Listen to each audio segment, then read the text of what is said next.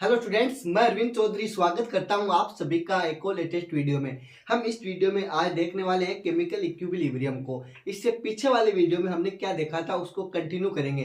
देखो, उसका मैं लास्ट वाले वीडियो का आपको थोड़ा सा रिवीजन करवा देता हूं। हमने लास्ट टॉपिक देखा था साम्य अवस्था के सामान्य अभिलक्षण, means general characters of equilibrium. इसका मतलब क्या है कि हमने ये देखा साम्य अवस्था क्या होती है, किस प्रकार की अभिक्रियाओं में पाई जाती है, इसके लिए क्या क्या कंडीशन होती है। तो मैंने सबसे पहले आपको बताया था इसके लिए हमें एक बंद निकाय की जरूरत होती है, अर्थात एक क्लोज्ड फिगर की क्या होती है, क्लोज्ड सिस्टम की क्या होती है, जरूरत होती है, आवश्यकता होती है। अगर ओपन सोर्स होगा तो हमारे सामने ही स्थापित नहीं होगा। इसलिए सबसे पहले हमारे पास में सबसे पहली कंडीशन आ जाती है, जो निकाय होगा वो किस प्रकार का होगा, बंद निकाय होगा। उसके बाद में बात की थी हमने टेम्परेचर की। बच्चों, टेम्परेचर भी क्या होता है, इसके अंदर निश्चित टेम्परेचर होता है, निश्चित ताप होता है, अर्थात कांस्टेंट टेम्परेचर होता है। और ये हमारे उत्क्रमणीय अभिक्रियाओं में क्या होता है, साम्य स्थापित होता है। ये सब हमने पीछे वाले वीडियो में देखा था। उसके बाद में हमने देखा था साम्य होता है, इसके ऊपर वेग होता है, वो किस प्रकार हो जाता है। देखो, मैंने आपको बताया था साम्य के अंदर अपने अगर अभिक्रिया और पश्च अभिक्रिया, मीन्स फॉरवर्ड रिएक्शन और बैकवर्ड रिएक्शन, दोनों का जो वेग है, मतलब रेट है, वो दर है, वो क्या होती है, एक समान होती है, बराबर होती है। अर्थात हमें ऐसा लगता है कि साम्य स्थापित होने के बाद में कि अभिक्रिया अगर दिशा में जा रही है, पश्च दिशा में जा रही है, हम देखकर नहीं बता सकते। अर्थात साम्य तो स्थापित होता है, लेकिन उसका नाम हमने दिया गतिक साम्य। ये सब चीजें हमने पीछे वाले वीडियो में देखा था। उसके बाद में हमने ये देखा था अपने जो अभिकारक होते हैं और उत्पाद होते हैं, इनकी सांद्रता भी किस प्रकार होती है, इनकी सांद्रता भी स्थिर हो जाती है, क्योंकि हमें पता ही नहीं लगता, अभिकारक और उत्पाद दोनों बनते रहते हैं, एकदम बराबर चलते हैं। तो इसलिए अभिकारक और उत्पाद की सांद्रता है वो क्या हो जाती है, स्थिर हो जाती है। उसके बाद भी बच्चों साम्य पे हमने रंग के बारे में देखा कि रंग होता है, ताप होता है, ऐसी घनत्व है, सांद्रता, ये सब क्या हो जाते हैं, स्थिर हो जाते हैं, कांस्टेंट हो जाते हैं। साम्य स्थापित होने के बाद में जितना का अभिकारक मतलब उत्पाद से अभिकारक से उत्पाद बनता है, उतना वापस उत्पाद से अभिकारक बन जाता है। तो इसीलिए क्या बोल दोगे सर, ये सब कुछ स्थिर हो जाता है, हमें पता ही नहीं लगता। इसके बाद में हमने देखा था उत्प्रेरक के बारे में कि अगर उत्प्रेरक की उपस्थिति में अभिक्रिया करवा दी जाए तो क्या प्रभाव पड़ेगा। ये क्वेश्चन आपके सत्य असत्य कथन में पूछ लेता है। तो हमने बताया कि उत्प्रेरक की उपस्थिति में अभिक्रिया की अगर वह पश्च दरों में कोई भी परिवर्तन नहीं होता, अर्थात समान परिवर्तन होता है, ऐसे बोल सकते हो, क्योंकि साम्य स्थापित हो गया तो उसके बाद में दोनों तरफ अभिक्रिया बराबर चलती है। लेकिन सर इतना जरूर कह सकते हैं, अगर उत्प्रेरक मौजूद हो जाएगा, कैटेलिस्ट उत्प्रेरक का मतलब, तो जब कैटेलिस्ट हम ले लेंगे तो अभिक्रिया थोड़ी जल्दी हो जाएगी, शीघ्र हो जाएगी, बस इतना ही फर्क पड़ेगा। उसके बाद में बच्चों हमने लास्ट पॉइंट देखा था, साम्य पर मुक्त ऊर्जा परिवर्तन है वो कितना होता है, डेल्टा जी कितना होता है। तो उसके बारे में मैंने बताया आपको बच्चों, जीरो हो जाता है। उत्प्रेरक अपने साम्य पर मुक्त ऊर्जा परिवर्तन कितना हो जाएगा, जीरो हो जाएगा, शून्य हो जाएगा, del G equal to zero हो जाएगा। ये सब चीजें हमने लास्ट वीडियो में देख ली थी। आज हम स्टार्ट क्या करेंगे, रासायनिक प्रकरणों में जो साम्य होता है वो किस प्रकार होता है, क्या अभिक्रिया लेते हैं, किस प्रकार अपने ग्राफ बनता है सांद्रता और समय के बीच में, ये सब कुछ हम देखने वाले हैं। चलो स्टार्ट करते हैं। आप हेडिंग डालो, रासायनिक प्रक्रमों में साम्य, है ना, रासायनिक प्रक्रमों में साम्य, यहाँ पे लिखो, है ना, पहली हेडिंग डालो, क्या, रासायनिक प्रक्रमों में साम्य, प्रक्रमों में साम्य। हमारे चैप्टर का नाम आपको पता है, साम्य अवस्था है। तो रासायनिक प्रक्रमों में साम्य किस प्रकार होता है, मैंने आपको पहले ही बताया किस प्रकार की अभिक्रिया होती है। सपोज दैट कि हमने देखा ए और बी दो अभिकारक हैं, ये अभिक्रिया करते हैं, रिएक्टेंट है, ए और बी दोनों रिएक्ट होते हैं और साम्य स्थापित कर लेते हैं। साम्य कुछ समय बाद में स्थापित हो जाता है, तो इधर हमें सी और डी मिल जाता है। बच्चों यहाँ तक हमने देखा ए और बी अभिकारक है, सी और डी क्या है, उत्पाद है। अगर यहाँ पे एक एरो इधर है और एक इधर है, मतलब यहाँ पे क्या हो गया, साम्य स्थापित हो गया। साम्य स्थापित होने का मतलब क्या हो जाता है, दोनों की दरें क्या है, बराबर है, रेट क्या है, बराबर है। बच्चों यहाँ पे वेग का हम क्या करेंगे, वेग नाम का यहाँ पे इस्तेमाल करेंगे। वेग का मतलब यहाँ पे क्या है, दर है। तो इतना आपको समझ में आ जाना चाहिए। हाँ, तो मैंने आपको बताया जैसे ही हम शुरुआत में अभिक्रिया करवाते हैं, मतलब जब अभिक्रिया शुरुआत होती है उस टाइम की बात है, तो हम देखते हैं अभिकारक होते हैं, मतलब यहाँ पे अभिकारक क्या है, ए और बी, ये क्या होते हैं, अपने अधिकतम मात्रा में होते हैं, अर्थात 100% होते हैं, और उत्पाद तो बना ही नहीं होता उस टाइम पे। कब, जब अभिक्रिया शुरुआत होती है, रिएक्शन की स्टार्टिंग की बात कर रहे हैं, तो यहाँ पे हम क्या बोल देंगे, सी और डी क्या हो जाएगा, 0 हो जाएगा। तो मैं यहाँ पे एक इंपॉर्टेंट बात बोल सकता हूँ बच्चों कि प्रारंभ में ए प्लस बी की मात्रा या सांद्रता, तो प्रारंभ में ए और बी कितना हो जाएगा, 100% हो जाएगा। यहाँ पे सी और डी कितना हो जाएगा, प्रारंभ में इनकी सांद्रता कितनी हो जाएगी, 0 हो जाएगी। ये बात आपके समझ में आ जाएगी। लेकिन जैसे जैसे टाइम निकलता है तो ए और बी की मात्रा कम होती जाती है और उत्पाद बनता जाता है।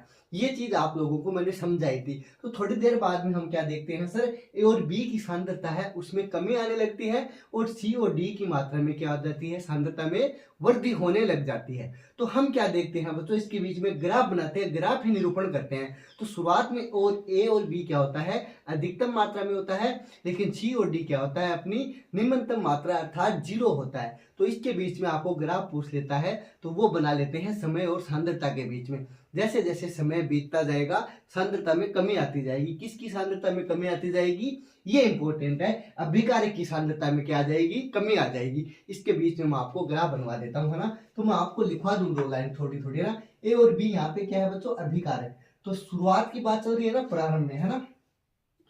तो प्रारंभ की बात कर लेते हैं, आरंभ है ना, प्रारंभ, प्रारंभ में क्या हो जाएगा, ए और बी की मात्रा, ए प्लस बी की सांद्रता की बात कर लेते हैं, कंसंट्रेशन की सांद्रता, ए और बी की मात्रा या सांद्रता। तो बच्चों ए और बी की सांद्रता कितनी हो जाएगी, यहाँ पे 100% हो जाएगी। ये बात आप लोगों के समझ में आ गई। उसके बाद में यहाँ पे उत्पाद क्या है, सी और डी, है ना। तो मैं अगला पॉइंट क्या लिख दूंगा बच्चों, सी प्लस डी की सांद्रता। इसकी सांद्रता क्या है, जब अभिक्रिया शुरुआत होती है, स्टार्टिंग पॉइंट होता है, तब ये होते ही नहीं, मीन्स 0। कितना हो जाएगा, 0 हो जाएगा। यहाँ पे क्या हो गया, सी प्लस डी की सांद्रता क्या हो गई बच्चों, 0 हो गई। लेकिन कुछ समय बाद में, है ना, तो कुछ समय पश्चात या थोड़ी देर बाद, आप कुछ भी लिख सकते हो, दोनों सेम ही बात है। कुछ समय बाद या कुछ देर बाद, है ना, कुछ समय बाद या समय टी बाद में, है ना, एट समय टी, कुछ समय बाद। क्या देखते हो बच्चों आप, एकदम सिंपल समझना आपको अपनी लैंग्वेज में।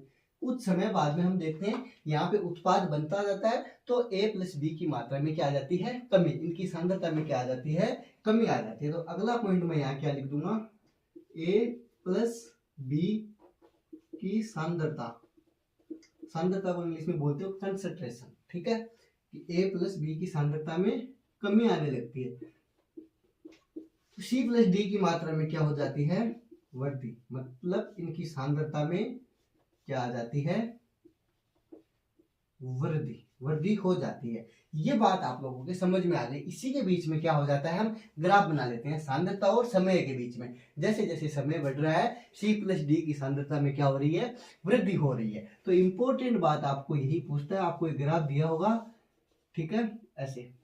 तो इधर तो आपको सांद्रता देगा, क्या देगा बच्चों, सांद्रता, जिसको आप इंग्लिश में बोलते हो कंसंट्रेशन, शॉर्टकट में CONC लिख देंगे।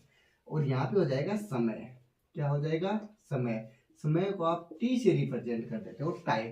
तो यहाँ पे मैंने क्या बताया, शुरुआत में ए प्लस बी क्या हो जाएगा, अधिकतम मात्रा में हो जाएगा। मीन्स मैं ऐसे बोल सकता हूँ, यहाँ पर क्या है, ए और बी मीन्स अधिकतम है। ऐसे जैसे साइड टाइम बीतता जाएगा, ऐसे एक टाइम पे जाके समय स्थापित होगा, तब वो एकदम जितना उत्पाद है उतना का उतना अभिकारक, मतलब दोनों की मात्रा बराबर हो जाएगी, तब ये हमारे समय स्थापित हो जाएगा। लेकिन कब होगा, समय पे होगा।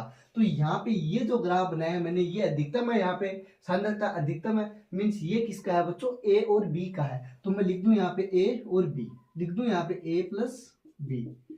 ये चीज आप लोगों के समझ में आ गई होगी। उसके बाद में आगे चलते हैं, तो क्या हो जाएगा, यहाँ पे उत्पाद क्या है, शुरुआत में 0 है, मीन्स उत्पाद 0 कहाँ पे है, यहाँ पे। तो ये यहाँ से स्टार्ट हो जाएगा, राइट। तो जैसे जैसे टाइम बीतता जाएगा, दोनों की मात्रा, यहाँ पे उत्पाद की मात्रा भी क्या हो जाएगी बच्चों, बढ़ जाएगी। और एक टाइम ऐसा आएगा कि दोनों इक्वली चल रहे हैं, बराबर। ये लो, ऐसे, है ना। अब आगे जैसे चलोगे, जितना उत्पाद है उतना का उतना क्या है, अभिकारक है। अभिकारक के बराबर ही क्या है, उत्पाद। एकदम पैरेलल चलेंगे एक दूसरे के। तो यहाँ पे क्या हो गया बच्चों, साम्य स्थापित हो गया, जहां पे दोनों की मात्रा क्या हो जाती है, बराबर, है ना। तो आप इसको क्या बोल दोगे, साम्य स्थापित हो गया, मीन्स साम्य अवस्था। आगे कहानी समझ में, यहाँ पे क्या हो गया, इक्विलिब्रियम स्टेबल हो गया। तो यहाँ पे इंपॉर्टेंट बात है, ये तो a प्लस बी था, तो यहाँ पे ये क्या था, c प्लस डी, मीन्स यहाँ से जो चला है वो। तो ये आपके ग्राफ एक पूछ लेता है आपको, जो कि आप लोगों को आना चाहिए। छाप लो, है ना, स्क्रीनशॉट ले लिया, मैं राइट में हो जाता हूँ, है ना।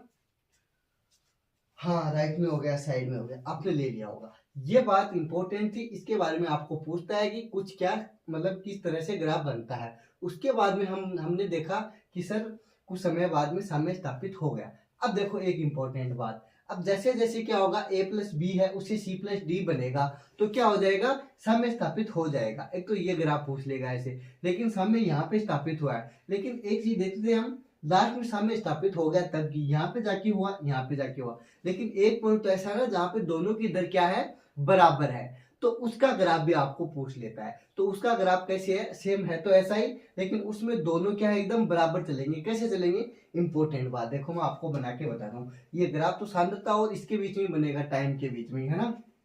हाँ, तो अब देखो इंपॉर्टेंट बात, आगे देखो, इसको इरेज कर देते हैं, चलो नया ही बना लेंगे, इसको पूरे को इरेज कर देते हैं। अब देखो यहां तक आप लोगों की बात समझ में आ गई। अब इंपॉर्टेंट बात, मैंने अगली क्या बात बताई, a प्लस बी बन रहा है जैसे, है ना, एक रिएक्शन हो रही है। आगे देखो देखो बताऊंगा इरेज करके, जस्ट आप स्किप कर सकते हो 10 सेकंड आगे, जब तक मैं इरेज करूँ इसको। अब देखो यहाँ पे जैसे मैंने आपको बताया a प्लस बी है, कोई रिएक्शन होती है, इसमें c प्लस डी बन रहा है, साम्य स्थापित नहीं होता तब की बात है। लेकिन एक टाइम क्या हो जाता है, c प्लस डी से वापस a प्लस बी बनता है, मतलब साम्य स्थापित हो जाता है तब। तो दोनों की रिएक्शन क्या हो जाएगी, बराबर हो जाएगी। मैं यही बात बता रहा हूँ, साम्य अवस्था स्थापित होने के बाद में। वो तो क्या थी, पहले और बाद में की दोनों अवस्थाएं थी।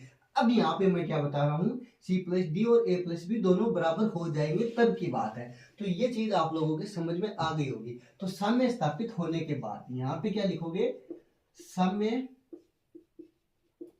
स्थापित होने पर लिख दो यार, है ना। अब देखो साम्य स्थापित होने पे क्या हो जाएगा, a प्लस बी है, मीन्स a प्लस बी की दर, है ना, a प्लस बी की सांद्रता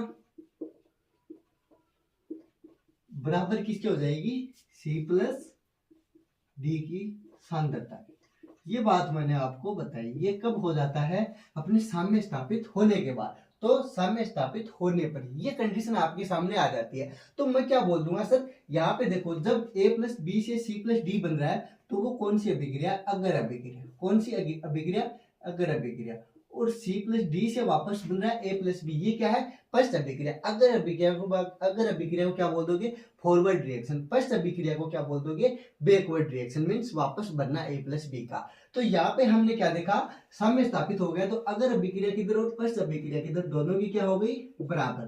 तो मैं यहाँ लिख दूंगा, अगर अभिक्रिया की दर मतलब रेट, वेग। तो अभी अगर अभिक्रिया के वेग की दर भी बोल सकता है, यहाँ पे डायरेक्ट दर भी बोल सकता है ना। अगर अभिक्रिया की दर किसके बराबर हो गई, पश्च अभिक्रिया की दर। अब देखो यहां से आप लोगों को क्या चीज समझ में आ गई, दोनों की दर है वो क्या हो गई, यहाँ पे बराबर हो गई। तो अब देखो सेम वही ग्राफ बन जाएगा अपने पास में, है ना, कुछ टाइम बाद में। तो यहाँ पे तो क्या है, सांद्रता, जिसको मैं क्या लिख रहा हूँ, C1C। यहाँ पे क्या लिख रहा हूँ, T। तो कुछ टाइम बाद हम क्या देखते हैं, दोनों की दरें क्या हो जाएगी बच्चों, बराबर। मीन्स यहाँ से चलोगे आप और ऐसे आ जाओगे, सेम ऐसे यहाँ से चले आप और ऐसे चले गए, और दोनों क्या हो गए, बराबर हो गए। अब क्या बोलोगे, यहाँ पे साम्य स्थापित हो गया। तो यहाँ पे शुरुआत में a प्लस बी था, उसके बाद में क्या हो गया, c प्लस डी। यहाँ पे दोनों चीज क्या हो गई, बराबर हो गई। मीन्स a प्लस बी से c प्लस डी बन रहा है। यहाँ पे देखो, इस वाले में अगर मैं ऐसे डायरेक्ट दिखाऊं आपको, दूसरा तरीका ऐसे दिखा सकते हैं ना, और इधर क्या हो जाएगा, c प्लस डी से वापस क्या बन रहा है, a प्लस बी बन रहा है। तो दोनों में ऐसे दिखा सकता हूँ, है ना, c प्लस डी से वापस क्या बन गया, a प्लस बी, मतलब दोनों की दर क्या हो गई बराबर। यहाँ पे a प्लस बी से c प्लस डी बन रहा है, यहाँ पे c प्लस डी से वापस a प्लस बी बन रहा है। मीन्स यहाँ पे साम्य स्थापित हुआ है इस पॉइंट पे, तो यहाँ पे क्या हो गया, दोनों की दर बराबर हो गई। तो ये जो पॉइंट है बच्चों यहाँ वाला, जहाँ पे दर दोनों आके मिल जाती है, यहाँ पे क्या है, साम्य अवस्था स्थापित हो गई। ये चीज आप लोगों के समझ में आ जानी चाहिए। आप इसका स्क्रीनशॉट ले सकते हो, फिर आगे चलते हैं, है ना। अब क्या है कि कुछ इंपॉर्टेंट टर्म्स हैं जो कि हमारे काम में आएगी, जैसे कि आपकी सक्रिय द्रव्यमान हो गया, क्या हो जाता है सक्रिय द्रव्यमान, एक्टिव मास। ऐसे एक्टिव मास है, सक्रिय द्रव्यमान है, वो किससे संबंधित है, ये इंपॉर्टेंट है क्योंकि हमारे ये टर्म आगे काम में आएगी। सक्रिय द्रव्यमान, सक्रिय द्रव्यमान मीन्स आप कोई भी अभिकारी या उत्पाद होता है उसकी सांद्रता को कैसे दर्शाते हो, उसके दर्शाने का तरीका क्या है। तो हम जैसे कोष्टक में लिखते हैं, बड़े कोष्टक में, तो वो क्या लिखते हैं, सक्रिय द्रव्यमान ही लिखते हैं, उनकी सांद्रता लिखते हैं, है ना। तो ये चीज है। तो सक्रिय द्रव्यमान क्या हो जाएगा, एक्टिव मास।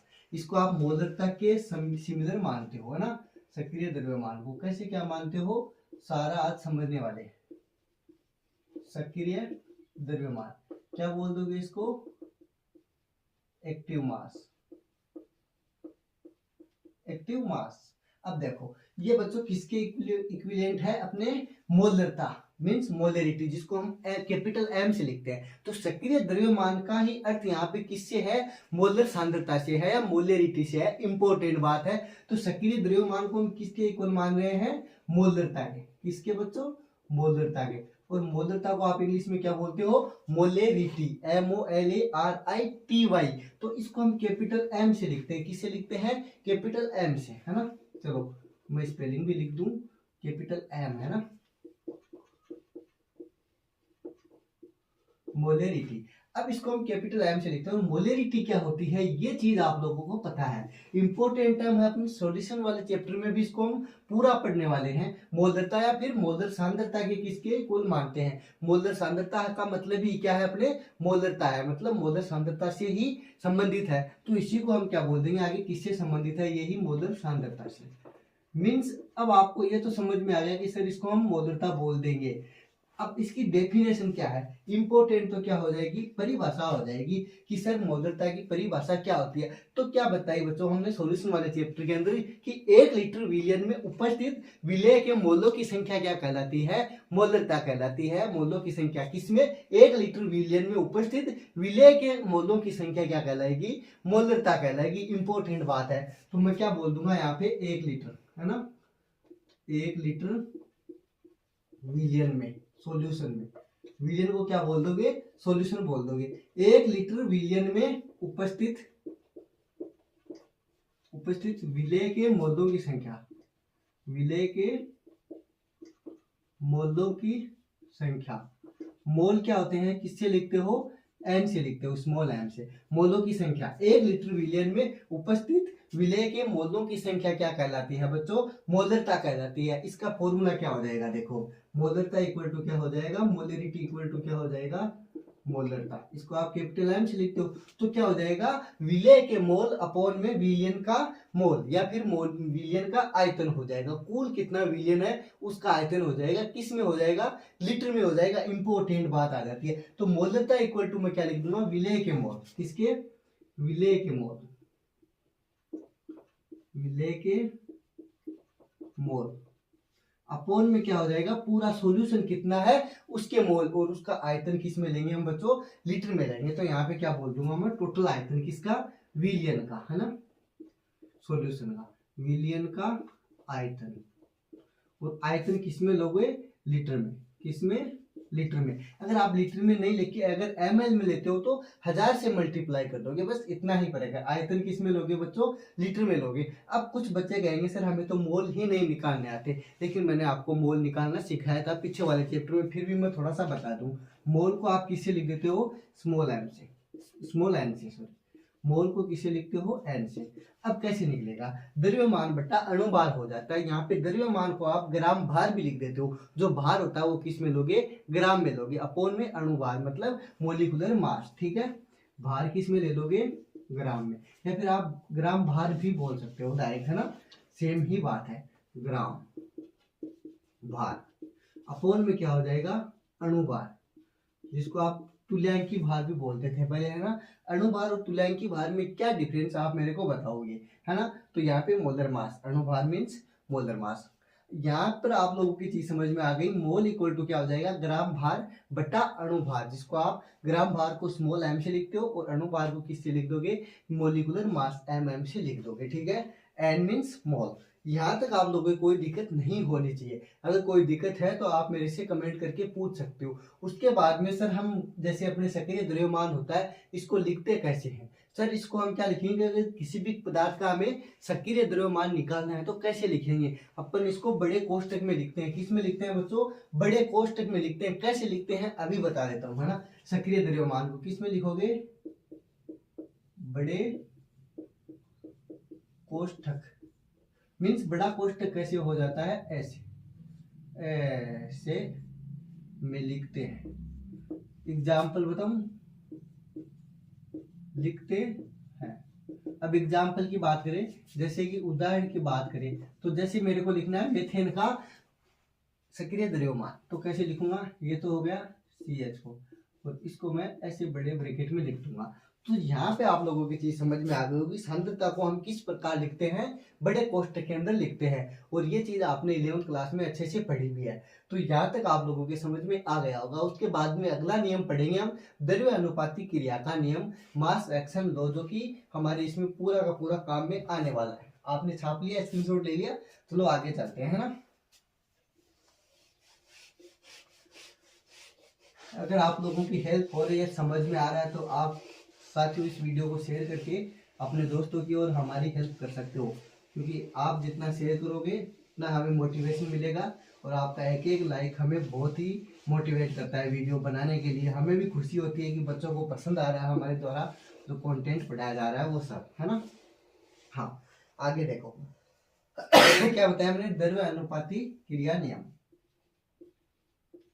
द्रव्य अनुपाती क्रिया नियम।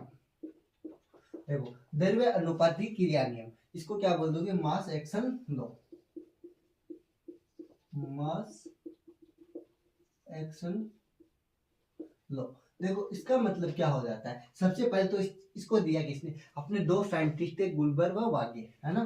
तो किसने दिया था, सबसे पहले गिवन बाय गुलबर्ग व वागे ने दिया।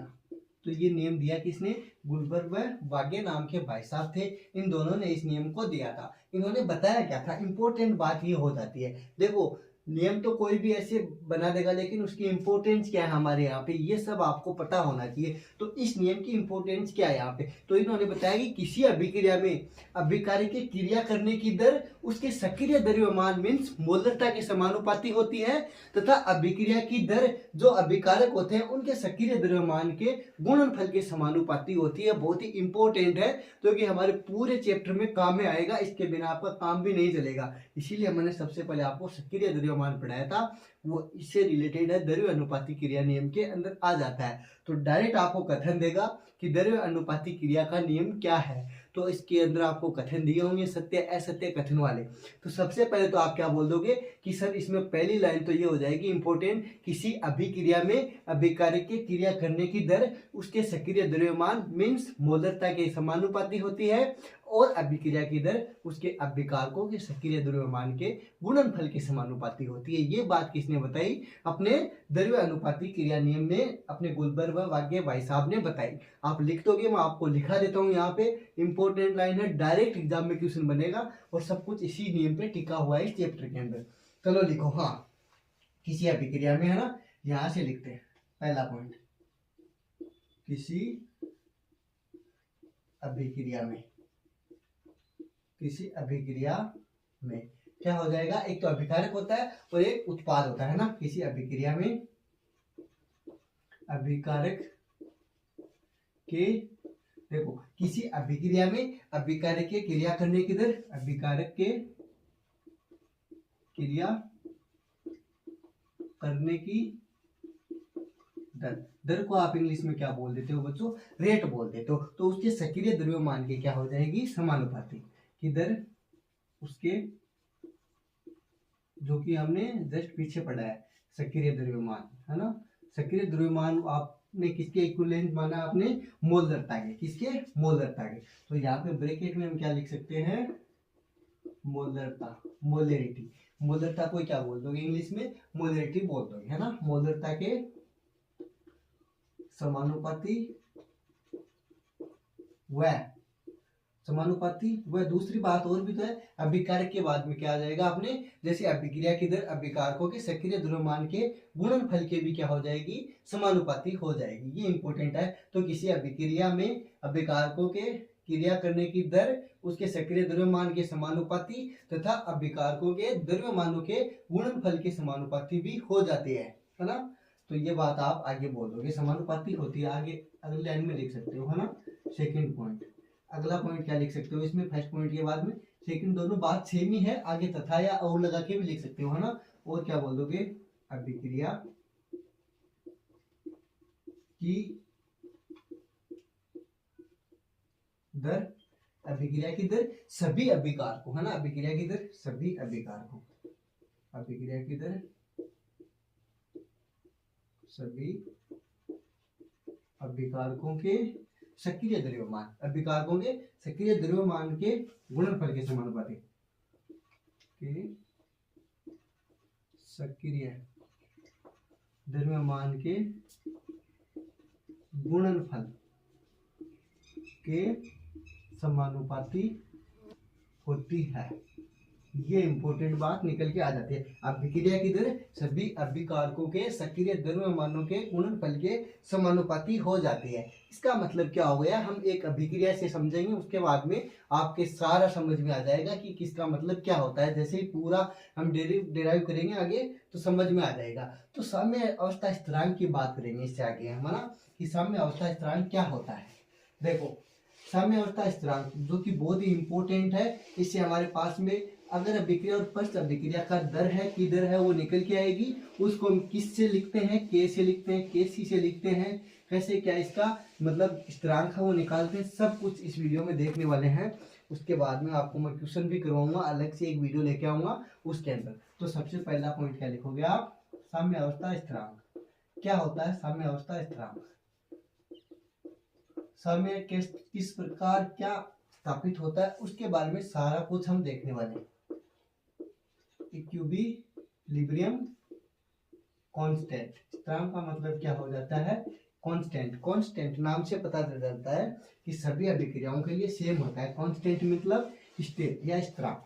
हाँ, तो इक्विलिब्रियम स्थिरांक की बात करेंगे, साम्य अवस्था स्थिरांक कांस्टेंट की बात करेंगे। तो इसके लिए क्या लेते हैं हम, कोई अभिक्रिया लेते हैं, उसके अंदर हम देखते हैं अगर अभिक्रिया का वेग क्या है, पश्च अभिक्रिया का वेग क्या है। उसके बाद में हम दोनों का जैसे मान लेते हैं कि अगर अभिक्रिया का जो स्थिरांक है वो K1 है, पश्च अभिक्रिया का क्या हो जाएगा K2, उसके अकॉर्डिंग सारा निकालेंगे, अभी आपकी समझ में आ जाएगा, है ना। तो लेट करते हैं, मान लेते हैं कि ये कोई अभिक्रिया है जो हमने शुरुआत में भी ली थी, A प्लस B।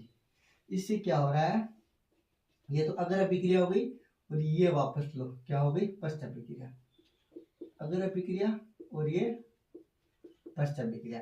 यहाँ पे हमारे पास में C और D हमें क्या मिल जाते हैं, उत्पाद मिल जाते हैं C प्लस D।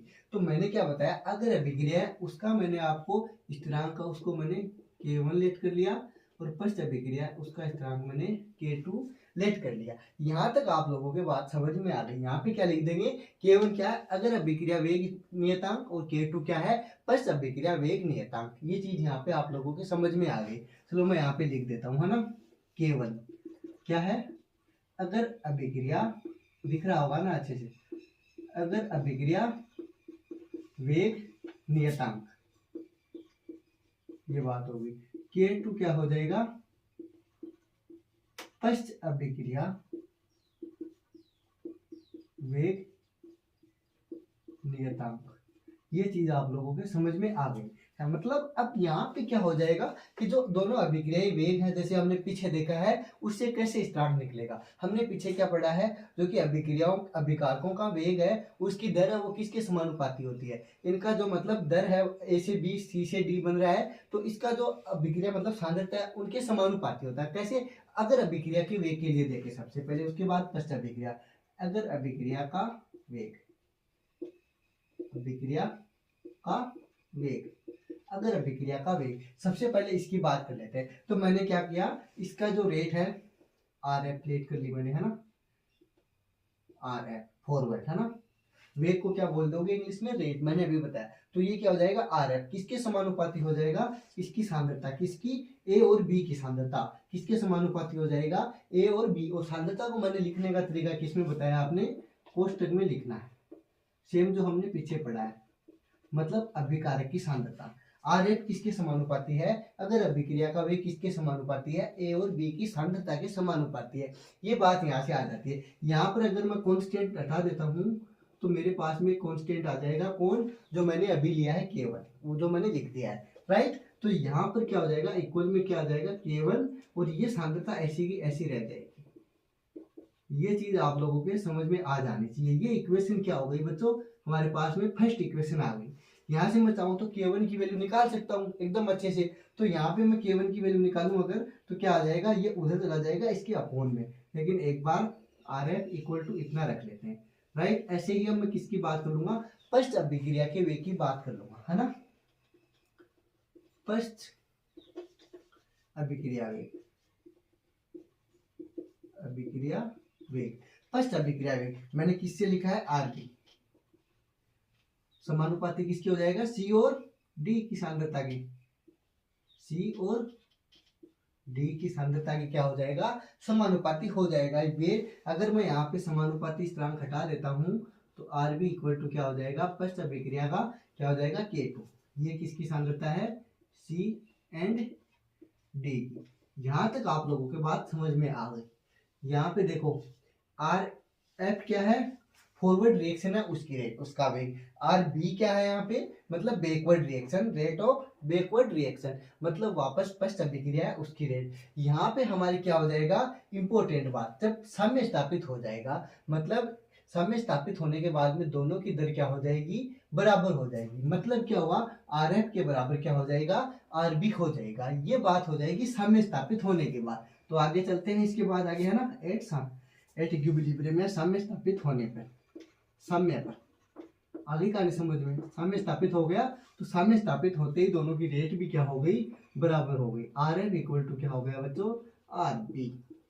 ये इंपॉर्टेंट बात हो जाती है, क्योंकि जितना ए बी से अपने सी डी बन रहा है उतना का उतना सी डी से वापस ए बी बन रहा है। कब, जब साम्य स्थापित हो जाता है तब ये दोनों बराबर हो गए तो इनकी जो सांद्रताएं हैं ये भी क्या हो जाएगी, अपने बराबर हो जाएगी। मीन्स अपने पास में क्या आ जाएगा, यहाँ पे K1 ए और बी की सांद्रता किसके इक्वल, K2 सी और डी की सांद्रता, ये दोनों क्या हो जाएंगे, इक्वल हो जाएंगे। तो यहाँ पर मैं ऐसे लिख सकता हूँ इस अभिक्रिया से, K1 ए की सांद्रता और बी की सांद्रता किसके इक्वल हो गई, अपने K2 क्या है, C और D की सांद्रता। अब देखो मैं अगर K1 और K2 की वैल्यू निकालूं तो K1 को अपनी जगह रखता हूं, इस K2 को तो इधर ले आता हूं, राइट, और इसको उधर भेज देता हूं, तो C और D तो ऐसे का ऐसा रह जाएगा। और अपोन में क्या आ जाएगा, A और B की सांद्रता। ये चीज आप लोगों के समझ में आ जानी चाहिए। ये क्या है, B, है ना। अब इंपॉर्टेंट बात देखो, ऊपर क्या, उत्पाद की सांद्रता अपोन में अभिकारक की सांद्रता किसके इक्वल आ गई, अपने K1 और K2 के। अब यहाँ पर हम एक चीज मान लेते हैं, K1 और K2 दोनों क्या है बच्चों, स्थिरांक है, मीन्स साम्य अवस्था के स्थिरांक है, साम्य अवस्था स्थिरांक है। तो इनकी जगह मैं एक स्थिरांक मान सकता हूँ, क्योंकि दोनों स्थिरांक है और स्थिरांक का मान आप कहीं भी रख लो, सबके लिए क्या हो जाता है, एक समान। तो एक ऐसा स्थिरांक मान ले जो कि इन दोनों के इक्वल हो जाए। तो मैं यहाँ पे लिख सकता हूँ ना कि जैसे मान लेते हैं कि माना K1 अपॉन K2 क्या है, K1 अपॉन K2 इनके इक्वल में क्या हो गया, KC मैं लेट कर लेता हूँ। ये चीज आप लोगों की समझ में आ गई। तो इन दोनों की जगह मैं क्या लिख सकता हूँ, K1 अपॉन K2 की जगह अकेला KC लिख देता हूँ, और उसके इक्वल में क्या हो जाएगा, उत्पाद की सांद्रता अपॉन में अभिकारक की सांद्रता। तो ये चीज हमारे पास में आ जाएगी। तो मैं डायरेक्ट भी लिख सकता हूँ उत्पाद की सांद्रता अपॉन में अभिकारकों की सांद्रता। लेकिन यहाँ पे एक बार ऐसे लिख देते हैं, है ना, आप लोगों के समझ में आ जाए, कथन आपकी समझ में आ गया होगा, है ना। अभिकारकों की सांद्रता क्या आएगी, अपोन में आएगी, न कि ऊपर। ये देखो अपने फाइनल इक्वेशन बन गई, S इक्वल टू अभिकारकों की सांद्रता अपॉन में है, ऊपर क्या है उत्पाद की सांद्रता। ये चीज हमारे पास में निकल के आ गई। तो मैं यहाँ पे लिख सकता हूँ कि सर साम्य अवस्था नियतांक Kc के इक्वल क्या हो गया, अपने उत्पाद की सांद्रता बटे में अभिकारक की सांद्रता। मैं बार बार एक ही चीज बोल रहा हूँ, है ना। तो यहाँ पे मैं इंपॉर्टेंट चीज क्या लिख दूंगा, Kc मैंने क्या माना है, साम्य अवस्था स्थिरांक माना है, नियतांक माना है ना। तो यहाँ पे लिख दूंगा मैं साम्य अवस्था नियतांक, ये क्या है बच्चों, Kc है ना, राइट। तो इसके इक्वल में मैंने क्या मान लिया है, मान लिया क्या हमारे पास में आ गया उत्पाद, मीन्स ये सांद्रता लिखने का तरीका है अपॉन में अभिकारक। ये लो बड़े ब्रैकेट के अंदर लिख देंगे। यहां तक आप लोगों की चीज समझ में आ गई होगी। अगर ये चीज समझ में आ गई तो फिर आगे चलते हैं। अब एक इंपॉर्टेंट बात जैसे कि मैं आपको समझाना चाहूँ तो क्या समझा सकता हूँ कि सर जैसे कोई अभिक्रिया लेते हैं उसके अंदर ये सांद्रता है, इसको किस प्रकार व्यक्त करते हैं। तो आप इसका स्क्रीनशॉट लो, उसके बाद में मैं आपको आगे समझाता हूँ। ले लिया स्क्रीनशॉट? हाँ, अब मैं समझा देता हूँ आपको एक एग्जाम्पल से। हाँ, इधर वाला मैं इरेज कर देता हूँ, राइट। हाँ, अब देखो एकदम इजी हो जाएगा आपने, फिर आप बोलोगे वाह सर क्या मजा आ गया आज तो पढ़ के। देखो जैसे कि एक रिएक्शन है उसे समझते हैं। एक एग्जांपल है H2 प्लस I2, इससे हमारे पास में क्या बन जाएगा 2HI। ये आप लोगों के अभिकारक है और ये क्या है उत्पाद। बात यहाँ पे चल रही है अपने किसकी, साम्य की। जब साम्य स्थापित हो गया तब यहाँ से एक अभिक्रिया और निकल के आएगी, मीन्स एक समीकरण और निकल के आएगी। तो यहाँ पर हमारे सामने स्थापित हो गया बच्चों। उसके बाद में देखो अब सांद्रता के रूप में कैसे लिखोगे इसको। तो यहाँ पे मैंने डायरेक्ट बताया, जैसे कि Kc मैंने क्या बताया, साम्य अवस्था नियतांक, ऊपर क्या है उत्पाद, नीचे क्या है अभिकारक। तो यहाँ पे उत्पाद क्या है HI, तो मैंने ये तो HI लिख दिया। अब देखो ये जो हमारे पास में कांस्टेंट है 2, मतलब गुणांक है इसका, है ना, रस समीकरण मिति गुणांक बोलते हैं इसको। तो ये बैलेंस करने के बाद में आता है 2, इसको कहाँ लिखोगे, ये तो बच गया ना। तो इसको सर हम यहाँ पे पावर में लिखेंगे, जितना यहाँ पे गुणांक होता है उसको हम यहाँ पे लिखते हैं। आगे बात समझ में, ध्यान रख लेना, यहाँ पे लिखते हैं। तो इसके लिए भी मैंने व्यवस्था की है आपके लिए, आगे बिल्कुल टेंशन मत लो। अब ये H2 और I2 दोनों ही क्या है, अभिकारक है। तो आप ये 2 है, इसको ऊपर नहीं रख सकते, इसको तो आप यहीं रखोगे। ये H2 का तो H2 और ये I2 का I2, इसको ऐसे लिखते हैं। ये गुणांक है ना, इसी को आप किस में लिखोगे, पावर में लिखोगे। अगर 2 पावर है तो 2, 3 पावर है तो 3। तो ये चीज आपके समझ में आ गई। चलो एक एग्जांपल से और समझा देता हूँ। तो ऐसे आप अभिक्रिया को व्यक्त कर सकते हो। रिएक्शन है, अभिक्रिया, उसकी सांद्रता को लिखने का तरीका है। आगे जैसे मैं कि एक एग्जांपल और समझाऊँ आपको कि जैसे हमारे पास में N2 है नाइट्रोजन, इसकी आप अभिक्रिया करवाते हो हाइड्रोजन से, तो क्या प्राप्त हो जाता है आपको, साम्य स्थापित हो गया। तो यहाँ पर आपको मिल गया 2NH3। क्या मिल गया बच्चों, 2NH3। ये चीज आपको मिल गई। तो यहाँ पे आपको Kc लिखना है इसके लिए, मतलब साम्य अवस्था स्थिरांक या नियतांक है, ये लिखना है। तो कैसे लिखोगे, देखो सबसे पहले क्या लिखोगे, सर हमें Kc लिखना है। तो ये लो Kc, यहाँ पे उत्पाद क्या है, ये रहा NH3, सर ये लो लिख दिया NH3।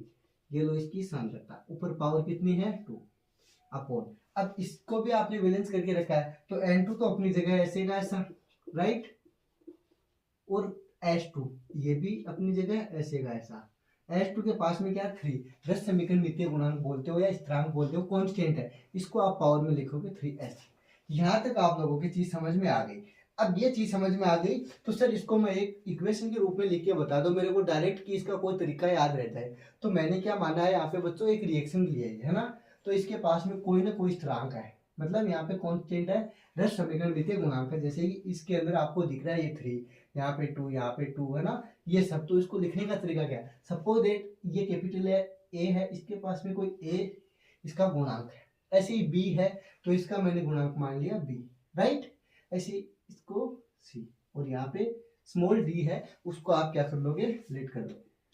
अब इसको आप लिख कैसे सकते हो, इसको देखो आप ऐसे लिख सकते हो डायरेक्ट। तो यहाँ पर मैंने आप लोगों को एक चीज समझाई, तो यहाँ पे सॉरी है ना, तो पावर में लिखते हैं, किस में लिख देते हैं, पावर में लिख देते हैं। तो मैं डायरेक्ट यहाँ लिख सकता हूँ ना ऐसे, देखो ऐसे, कैसे ऐसे, साम्य स्थिरांक को तो मैंने Kc से लिख दिया। अब अगर कोई उत्पाद है यहाँ पे COD, ये लो सर C।